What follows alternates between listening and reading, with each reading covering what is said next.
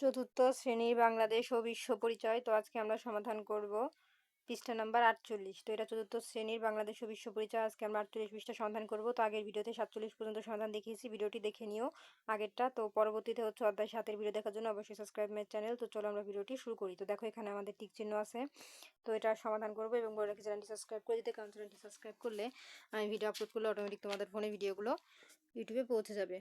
তো দেখো এখানে আমাদের 1 নাম্বার কি লেখা আছে, বৈশাখ মাসের প্রথম দিন কোনটি উদযাপিত হয়। তাহলে সঠিক উত্তর আমাদের এখানে কি হবে 1 নাম্বারে, এই যে ঘ নাম্বার। তারপরে দেখো 2 নাম্বার আছে, নবান্ন উৎসব কোন মাসে উদযাপিত হয়। তাহলে 2 নাম্বারে সঠিক উত্তর হবে খ, এই যে অগ্রহায়ণ মাসে। 3 নাম্বারে বলেছে কখন পৌষ মেলা উদযাপিত হয়। তাহলে 3 নাম্বারে সঠিক উত্তর হবে শীতকালে। তো আমাদের এটা উত্তর কমপ্লিট। এখন দেখো আমাদের 2 নাম্বারে বলেছে সঠিক শব্দ দিয়ে শূন্যস্থান পূরণ করো। তো এখানে আছে হালখাতার দিন ড্যাশ দিয়ে আপ্যায়ন করা হয়। তো এর মধ্যে কি বসবে এবং 2 নাম্বারের মধ্যে কি বসবে, চলো আমরা উত্তরটি দেখে নেই। তো এই যে দেখো আমাদের উত্তর, এই যে হালখাতার দিন মিষ্টি দিয়ে আপ্যায়ন করা হয়। তাহলে উত্তর হবে আমাদের মিষ্টি। 2 নাম্বার, পুরান ঢাকার ঘুড়ি ওড়ানো প্রতিযোগিতায় সাকরাইন নামে পরিচিত। তাহলে সঠিক উত্তর হবে সাকরাইন। ঠিক আছে, এই ছিল আমাদের শূন্যস্থানের উত্তর।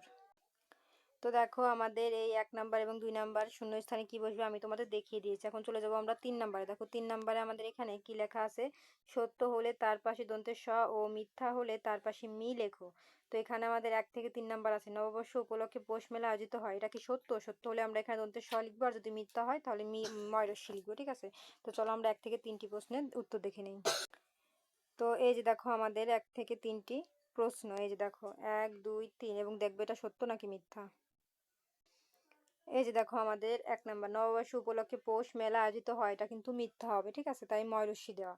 তারপর নতুন ধান ঘরে তোলার উপলক্ষে নবান্ন উৎসব উদযাপিত হয়, এটা কিন্তু সত্য, তাই জন্য স দেওয়া। তারপরে হেমন্তের পরে হাজির হয় ঋতুরাজ বসন্ত, এটা কি সত্য নাকি মিথ্যা? এটা মিথ্যা, তাই আমরা ময়রস্যি দিয়েছি। তো দেখো আমাদের এই খ নাম্বারের সত্য মিথ্যা শূন্যস্থান এবং গ নাম্বারের সত্য মিথ্যা দুইটাই কমপ্লিট। এখন আমরা চলে যাব এই ঘ নাম্বারে। ঘ নাম্বার আছে আমাদের ডান বাম মিলকরণ। তো কোনটার সাথে কোনটা মিলবে, চলো আমরা উত্তর দেখে নিই। এই যে দেখো আমাদের ঘ নাম্বারের উত্তর পহেলা বৈশাখের সাথে যাবে, এই যে হচ্ছে আমাদের উত্তর। ওটা ছিল প্রশ্ন, আর এই যে দেখো উত্তর। এই যে পয়লা বৈশাখের সাথে যাবে হালখাতা, নবান্ন উৎসবের সাথে যাবে কৃষকদের আনন্দ, এবং বসন্ত উৎসবের সাথে যাবে বাসন্তী রঙের পোশাক, পৌষ মেলার সাথে যাবে সাকরাইন। আমাদের ডান বাম মিলকরণ কমপ্লিট। এখন চলে যাব ও নাম্বারে সংক্ষিপ্ত প্রশ্ন। দেখো ও নাম্বারে আছে সংক্ষিপ্ত প্রশ্ন। তো 1 থেকে 3টি আছে। 1 আছে বৈশাখী মেলায় পাওয়া যায় এমন 3টি জিনিসের নাম লিখি। তো চলো আমরা 1 থেকে 3টি প্রশ্নের উত্তর দেখে নিই। এই যে বৈশাখী মেলায় পাওয়া যায়, এটা কেটে দিই, পাওয়া যায় এমন 3টি জিনিসের নাম লেখো। উত্তর, বৈশাখী মেলায় পাওয়া যায় এমন 3টি জিনিসের নাম হলো 1 কাঠ বাঁশ ও বেতের তৈরি বিভিন্ন ধরনের খেলনা, 2 গৃহস্থলী সামগ্রী, 3 ঐতিহ্যবাহী খাবার ও মিষ্টান্ন। তারপরে দেখো 2 নাম্বার আমাদের কি আছে, হালখাতা বলতে কি বোঝায়। উত্তর হবে হালখাতা বলতে এমন একটি অনুষ্ঠানকে বোঝায় যেখানে ব্যবসায়ীরা পহেলা বৈশাখের দিন আয়োজন করে থাকেন। তো তোমরা যদি সংক্ষিপ্ত করে লিখতে চাও তাহলে থাকেন পর্যন্ত দিও, আর যাদের মাথা অনেক ভালো তারাই পুরোটা লিখে দিও। ঠিক আছে, এখন 3 নাম্বার দেখবো। এই দেখো আমাদের 3 নাম্বার প্রশ্ন, বসন্ত উৎসবে আমরা কোন ধরনের পোশাক পরি। উত্তর হবে বসন্ত উৎসবে আমরা মেয়েরা বাসন্তী রঙের শাড়ি পরি, আর খোপায় গুজি নানা রঙের ফুল, পাশাপাশি ছেলেরা পরে রঙিন পাঞ্জাবি বা ফতুয়া। তো এই ছিল উত্তর। তো দেখো আমাদের কিন্তু এই সংক্ষিপ্ত কমপ্লিট। এখন চলে যাবো 4 নম্বরে, বড় নম্বরকে। একে আছে নববর্ষের দিন তোমরা বিদ্যালয়ে কি কি করো তা লেখো। 1 থেকে 2টি প্রশ্ন আছে, চলো আমরা পড়িও উত্তর দেখি। এই দেখো আমাদের উত্তর। তো যেহেতু বর্ণনামূলক প্রশ্ন একটু বড় করে লিখতে হবে, তো আমি তোমাদের ছোট করেও দিচ্ছি। যারা ছোট করে লিখতে চাও তারা হচ্ছে এই যে করি পর্যন্ত লিখে দিবা। ঠিক আছে, এর থেকে বড় দরকার নাই। তো দেখো এখানে আছে প্রশ্নটা আমি বলে দিয়েছি। উত্তর লিখবে, নববর্ষের দিনে আমরা শিক্ষকের সাথে মিলেমিশে নানা আয়োজন করে থাকি। বৈশাখ উপলক্ষে শোভাযাত্রা, আমরা রঙিন পোশাক পরে বিদ্যালয়ের প্রাঙ্গণ বা রাস্তায় শোভাযাত্রায় অংশ নেই।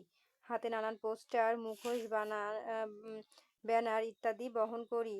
আবার আলোকসজ্জা ও সাজসজ্জার অংশ হিসেবে আমরা বিদ্যালয় ভবনে রঙিন কাগজ, বেলুন, ফুল দিয়ে সাজাই। তো যারা আরো ছোট করে লিখতে চাও, এই সাজাই আরো ছোট ছোট কোনো কথা নাই, এই পর্যন্ত বা এই পর্যন্ত লিখলেই এনাফ। তোমাদের এই যে এই এতখানি লিখতে হবে এমন কোনো কথা নাই। যারা পারবা বড় করে লিখতে, এতখানি লিখে দিও। তো এত বড় করে লেখার কোনো প্রয়োজন নাই, সব থেকে ভালো হয় এতটুকু বা এতটুকু লিখলে। তো এই ছিল আমাদের 1 নম্বরের সমাধান। এখন আমরা 2 নাম্বার দেখব। তো এই যে দেখো আমাদের 2 নাম্বার প্রশ্নের প্রশ্ন, আর তোমরা উত্তর লিখবা হচ্ছে এই যে এই হয় পর্যন্ত, বেশি বড় করে লেখার দরকার নাই।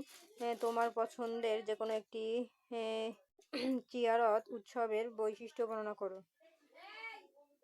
চিরারত উৎসবের বৈশিষ্ট্য বর্ণনা করো। তো চিরারত উৎসবের বৈশিষ্ট্য আমরা কি লিখবো? আমার পছন্দের একটি চিরারত উৎসব হচ্ছে পয়লা বৈশাখ।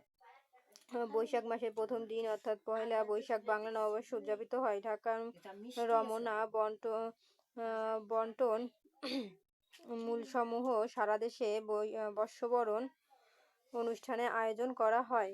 বর্ষবরণ উপলক্ষে শোভাযাত্রা আয়োজন করা হয়। এ দিনে অনেকের রং বেরঙের পোশাক পরে অনুষ্ঠানে অংশগ্রহণ করেন। বাড়িতে বাড়িতে বাঙালি ঐতিহ্যবাহী খাবার তৈরি করা হয়। তো এই হয় পর্যন্ত দিলেও হয়, এত বড় করে লেখার প্রয়োজন না, এতটুকু দিলেও এনাফ। আর যারা বড় করে লিখতে চাও তারা এই হয় পর্যন্ত দিয়ে দিও। তো আজকের মতন এই পর্যন্তই।